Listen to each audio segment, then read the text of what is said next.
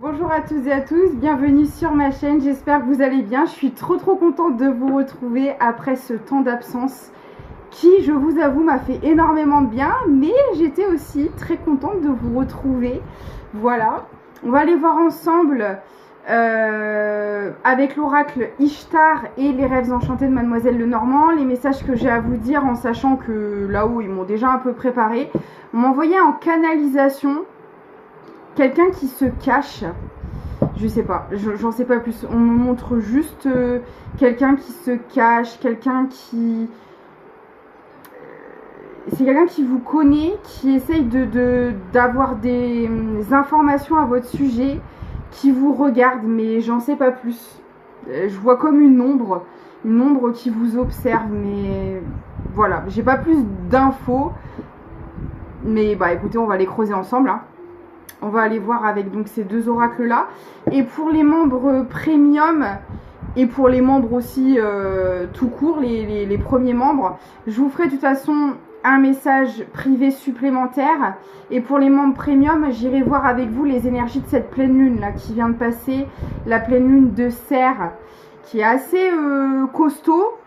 Je sais pas si vous l'avez senti, mais tout ce qui est karmique, tout ce qui est caché, non avoué, non... là, voilà. Si vous êtes concerné, vous le prenez pleine figure. Donc ça, on va aller le creuser plus ensemble entre membres. Voilà. Et ceux qui veulent nous rejoindre, n'hésitez pas. Vous êtes les bienvenus. Et en plus, c'est à tout petit prix. Voilà. Allez, on est parti. Je suis contente, hein. Me remettre dans le bain, ça fait bizarre. J'ai eu quelques ressentis, quelque chose quand même pendant... On n'est jamais totalement coupé. Mais franchement, ça va. Ils m'ont quand même laissé pas mal décompresser. Et ouais, ça fait vraiment beaucoup de bien. Mais je suis contente aussi d'être rentrée, d'avoir retrouvé mes animaux. Mes animaux m'ont manqué de malade.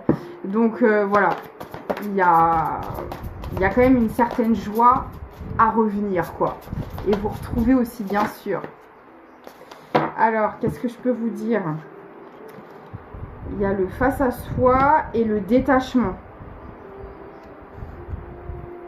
Bah, vous voyez là déjà ce qu'on m'envoie, c'est que cette personne là qui se cache et qui essaye de vous observer, c'est comme si vous aviez arrêté de vous centrer sur cette personne. Vous avez arrêté de lui donner, alors je dirais pas de l'importance, peut-être pas forcément, mais vous n'êtes plus tourné vers cette personne comme vous l'étiez auparavant. Vous voyez, avec le détachement, c'est vraiment ça. Vous avez coupé une habitude, une façon de faire, un regard aussi. On parle d'un regard. Votre regard n'est plus le même. Peut-être que ça vous parlera. Il y a quelque chose qui a changé entre vous et cette personne. Qu'est-ce qui a changé? Qu'est-ce qui se passe? Ouais, vous voyez, il y a une forme d'isolement qui est là. Il y a aussi une forme d'élévation de votre côté. Vous n'êtes plus la même personne, ça c'est clair. Et du coup, vous n'avez plus du tout le même comportement, le même regard et le même rapport à cette personne que vous aviez par le passé. Pourquoi? La blessure. C'est quelqu'un qui est venu vous refléter vos blessures. Peut-être que justement, ce que vous aviez à travailler, bah vous l'avez travaillé.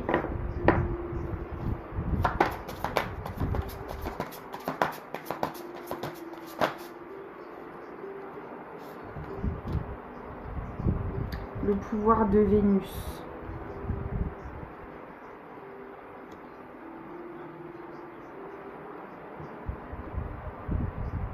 Ah. Là, moi, ce qu'on me dit, c'est que vous avez travaillé quand même beaucoup sur vos blessures et l'énergie que vous dégagez, c'est plus du tout la même, hein. Votre énergie, déjà, elle est très puissante, très magnétique, elle attire énormément. Et ça a aussi changé quelque chose sur vous. Pour certaines personnes, il peut même y avoir un changement physique. Alors, peut-être anodin si on ne vous connaissait pas, mais quand on vous connaît, on remarque ce changement. Est-ce que c'est parce que vous avez appris à prendre soin de vous? Est-ce que, je sais pas, vous avez changé de couleur de cheveux? Vous avez fait un relooking? Ou en tout cas, il y a eu des changements physiques là.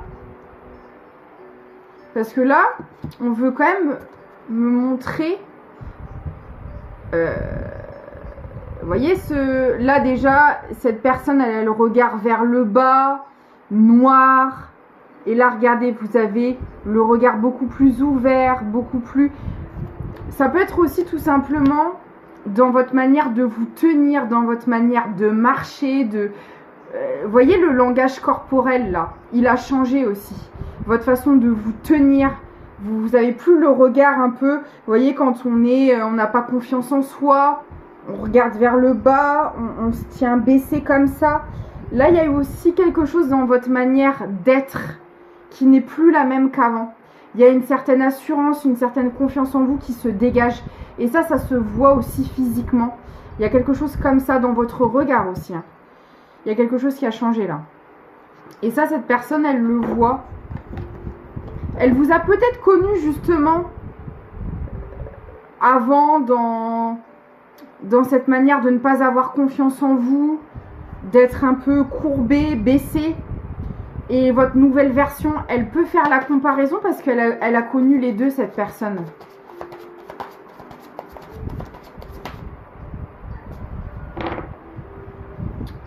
Alors vous, on vous annonce des déplacements, de nouvelles opportunités, des changements qui sont à venir dans votre quotidien.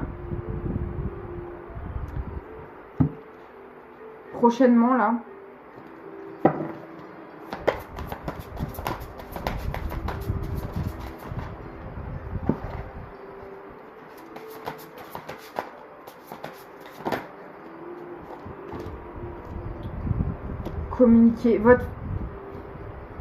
Communiquer et folie. Dans votre manière de parler aussi, il y a du changement.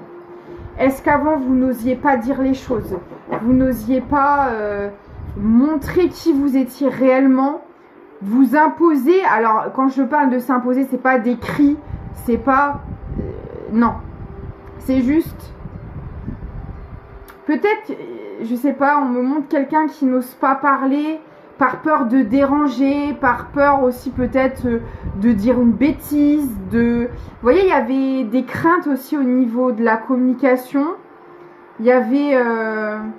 ouais, c'est ça, il y avait une communication timide. Et là, il y a quelque chose qui a changé aussi dans votre parler, dans votre... peut-être aussi dans votre vocabulaire. Et on parle de folie, peut-être aussi qu'il y a un côté un peu foufou chez vous, que vous n'assumiez pas, que vous n'osiez pas, ou alors peut-être qu'il n'y avait que les gens vraiment intimes avec vous qui connaissaient cette facette de vous, et qu'aujourd'hui vous laissez complètement en roue libre, façon de parler, mais vous voyez, c'est un peu ça, du genre, voilà, ouais, c'est ça, un côté un peu foufou, un peu décalé, qu'on n'osait pas montrer, et là, vous voyez, il y a ça qui ressort, quoi. Il faut bien évidemment que les traits que je décrive vous correspondent, hein, si cette guidance vous parle, et pour vous, ça doit aussi inclure tous les détails que je vous donne. Le 27 et le 37 peut vous parler. J'ai beaucoup la communication quand même. Hein. Ah, ok. En fait, on me dit que les communications que vous aviez avec cette personne...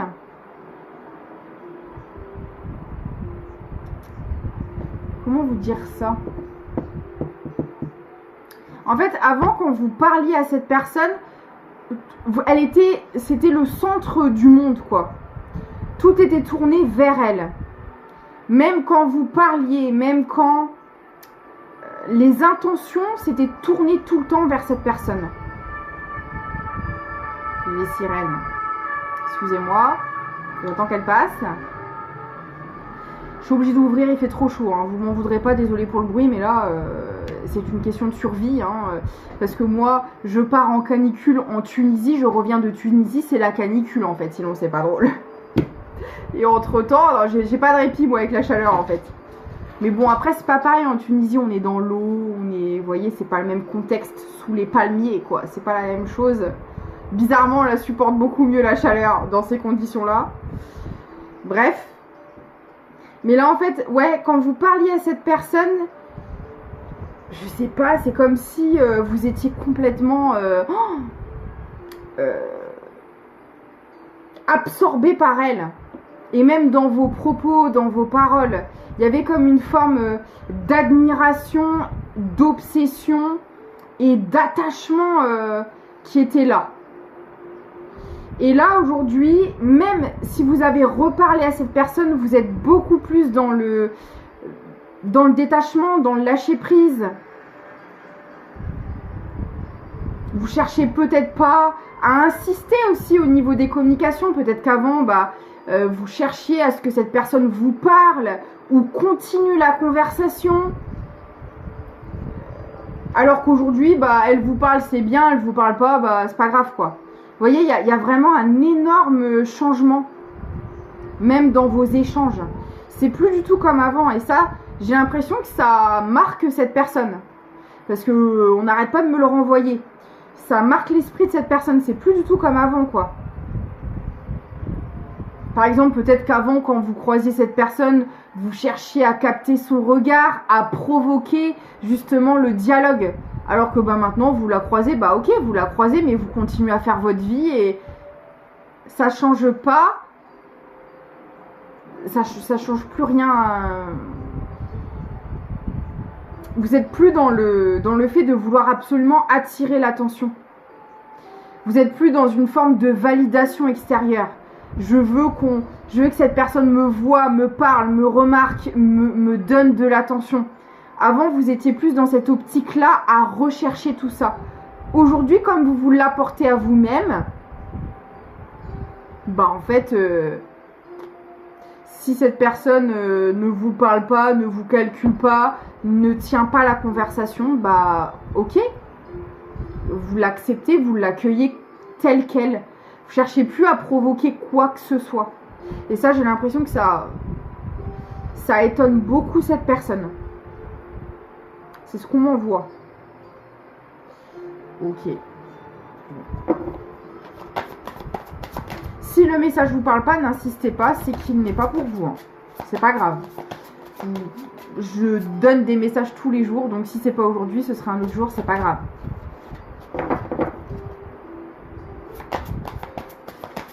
Allez, qu'est-ce que j'ai d'autre à vous dire? Le remède.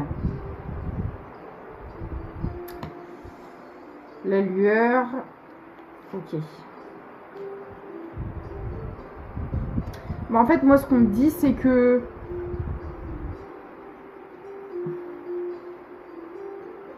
il y a des communications qui doivent avoir lieu. Vous allez revoir cette personne, vous allez vous allez en avoir l'opportunité, mais moi j'ai l'impression que les communications vont se faire parce que il y a... Ça veut pas forcément dire que cette personne, vous allez la réintégrer dans votre vie. J'ai pas d'indication par rapport à ça. Mais il y a quelque chose au niveau de la communication qui doit être dit, qui n'a pas été verbalisé jusqu'à maintenant. Et la clé, elle est là, en fait, dans cette histoire. Il doit y avoir un échange, il doit y avoir des propos qui doivent être libérés dans cette histoire. Parce que là, cette personne, peu importe où elle se trouve, ou avec qui elle est, avec qui elle discute, vous revenez constamment. Elle est tout le temps, c'est comme si elle était constamment branchée à vos énergies. Parce que pour moi, ce chapitre avec cette personne, et j'ai pas d'indication sur qui ça peut être, ça peut être quelqu'un au niveau sentimental, au niveau familial, au niveau amical, voyez comme ça vous parle. Mais il y a quelque chose qui n'a pas été clôturé, il y a quelque chose qui n'a pas été dit, qui doit être dit. Je vais essayer de savoir ce que c'est. Et tant que ce ne sera pas dit, cette personne, elle est toujours ramenée à vous, en fait. C'est ça le problème. Parce que le remède se trouve dans cette conversation qui n'a pas... Alors peut-être que vous avez parlé, mais il y a quelque chose qui n'a pas été dit, qui doit être dit. Et c'est pour ça que je vois quelqu'un dans l'ombre qui se cache et qui vous observe tout le temps. Parce que l'énergie la ramène toujours vers vous. Parce que tant que ce propos n'a pas été dit, c'est comme si cette personne, elle ne pourrait pas être véritablement en paix. Et alors vous, je sais pas, j'ai pas l'impression que ça vienne de vous. C'est quelque chose qui doit vous être dit à vous. Vous voyez?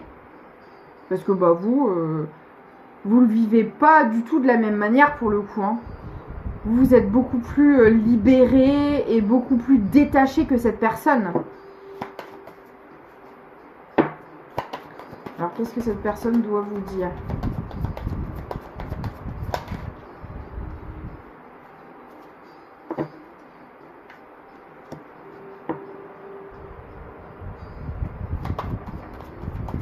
Puis ça la ronge. Hein. C'est quelque chose qui ronge cette personne de l'intérieur. C'est pour ça qu'elle n'est pas en paix. C'est pour ça que son énergie la ramène toujours à vous. Parce que ça n'a pas été dit. J'ai la renommée à l'envers. Hein. Ça a même des conséquences négatives sur sa vie sociale. Soit ses amitiés, ses contacts, ses relations professionnelles, son boulot. Vous voyez, ça influe de manière négative dans son quotidien en fait. Ça peut même créer des disputes, des conflits. C'est vraiment quelque chose qui la met dans tous ses états, quoi. L'élévation. Là, j'utilise le Béline hein, pour creuser. Le 43 et le 34 peut vous parler. La beauté. J'ai la fleur qui éclot sur les racines quand même. Hein, c'est incroyable. Donc c'est bien la clé. Ce qui la ronge, c'est la clé. Ce qui la ronge, elle doit le verbaliser. Vous voyez? C'est le seul moyen pour cette personne de sortir de cet état dévastateur dans lequel il ou elle se trouve. La grâce. Mais la grâce, elle est tombée comme ça. C'est comme si sa vie était mise en suspens tant que cette communication n'avait pas lieu. Tant que cette personne, elle vous dit pas les choses, je vais pas dire que le monde, il arrête de tourner, mais un peu, quoi. Elle peut pas aller de l'avant sans ça. Les choses ne peuvent pas évoluer de manière positive si cette personne ne vous le dit pas. Alors, je sais pas s'ils vont vouloir me dire ce que c'est, parce que c'est peut-être pas à moi de vous le dire. Vous voyez, c'est peut-être pas moi qui dois vous dire la nature de ce message, la nature de cette communication. C'est peut-être cette personne qui doit le faire, tout simplement. La pensée, l'amitié.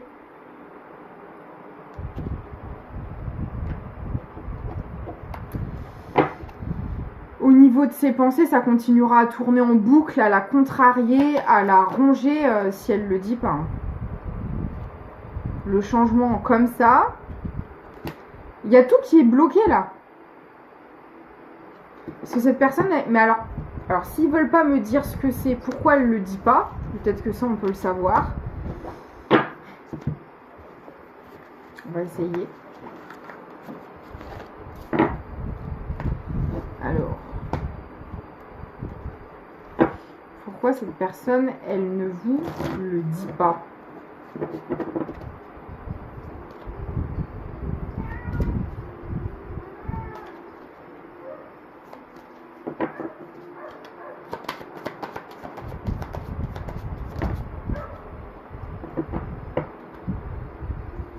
Et présent.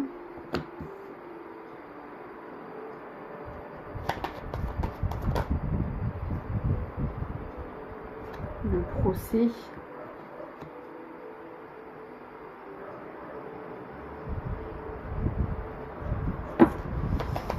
Alors. La beauté. L'appui.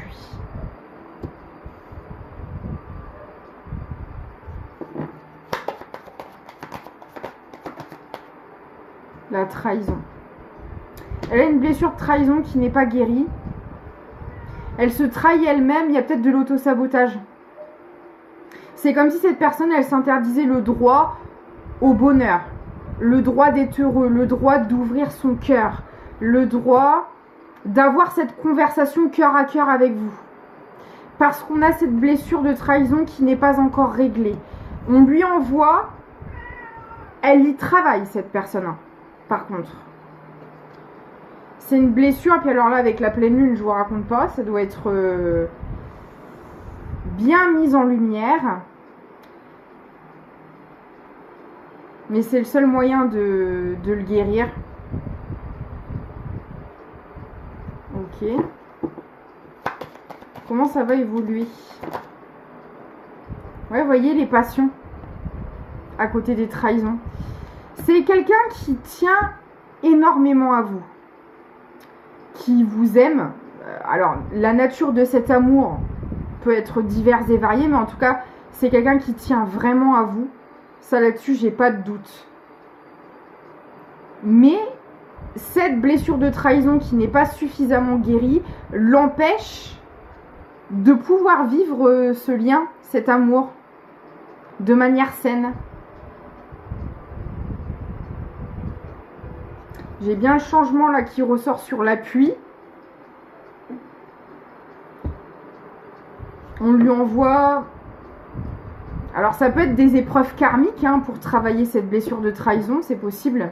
Mais en tout cas, elle vit des choses qui l'amènent à guérir cette blessure, à sortir de cet autosabotage et de cette trahison.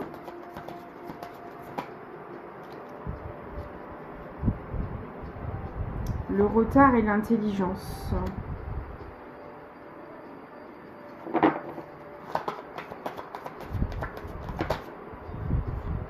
La stérilité.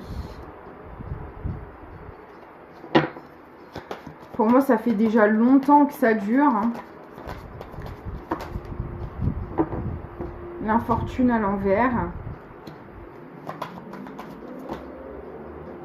Et l'élévation. Pour moi, j'ai quand même une évolution positive. Donc pour moi, cette communication, elle aura lieu. Après, elle arrivera à vous dire les choses à un moment donné. Mais comment vous allez réceptionner ça ?